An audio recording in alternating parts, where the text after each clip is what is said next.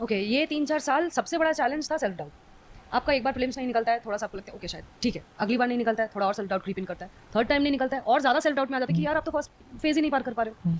Next is एक societal pressure होता है and not just on girls, लड़कियों पे भी होता है, लड़कों पे भी होता है, बट मैं स्पेसिफिकली लड़कियों वाली बोलूँगी। आई वाज़ लकी इनफ कि मेरे पेरेंट्स ने वो जो सोसाइटी का जो उन पे आ रहा था, जो भी प्रेशर आता, उन्होंने मुझ तक आने नहीं दिया। उन्होंने मुझसे कभी नहीं बोला कि इन्होंने ये बोला, उन्होंने वो बोला, उन्होंने मुझे उस हिसाब से गाइड करके रखा, ठीक है।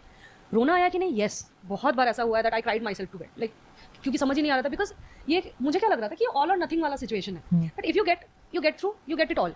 और अगर नहीं तो फिर what is the plan B? क्योंकि आपने इंजीनियरिंग करी, आपके पास आप अभी बहुत दिन से आप उससे अलग हो, आप अगर स्टार्ट भी करोगे तो आपको बहुत बेसिक लेवल से स्टार्ट करना पड़ेगा, लाइक हो सकता है 10-12 से भी आपको स्टार्ट करना पड़े, यू नो। या फिर हो सकता है कि आपको आगे समझ, जैसे अगर आपने सिर्फ अभी तक प्रीलिम्स भी नहीं क्लियर किया तो वो टीचिंग वाला भी पोर्शन आपका खत्म हो जाता है। तो ये सबसे बड़ा प्रॉब्लम होता है कि लाइफ में ऐसे तो नहीं कि ऐसे ही बैठे रहेंगे, कुछ करेंगे ही नहीं। ये सेल्फ डाउट्स बहुत क्रीपिंग करेगा।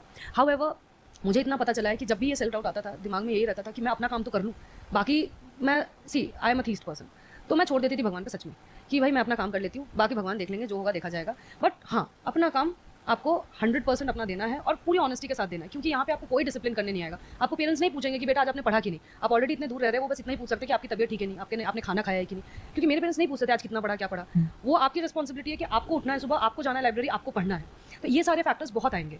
तो यू नो समवॉट आपको मेंटली स्ट्रांग होना पड़ेगा इन चीज़ों के लिए, क्योंकि से यूपीएससी एज अ जर्नी हो सकता है टायरिंग हो, लेकिन आफ्टर गेटिंग सिलेक्टेड जो वो एक नया जर्नी शुरू होता है, वो शायद इससे ज़्यादा चैलेंजिंग और टायरिंग होगा, जैसे कि मुझे सीनियर्स लाइक बताते रहते हैं। तो मुझे लगता है उस चीज़ के लिए आप अभी से प्रिपेयर हो जाओ, बेटर है, क्योंकि मेंटली आपको स्ट्रांग तो होना पड़ेगा इन एनी विच वे, किसी भी फेज ऑफ लाइफ में आप।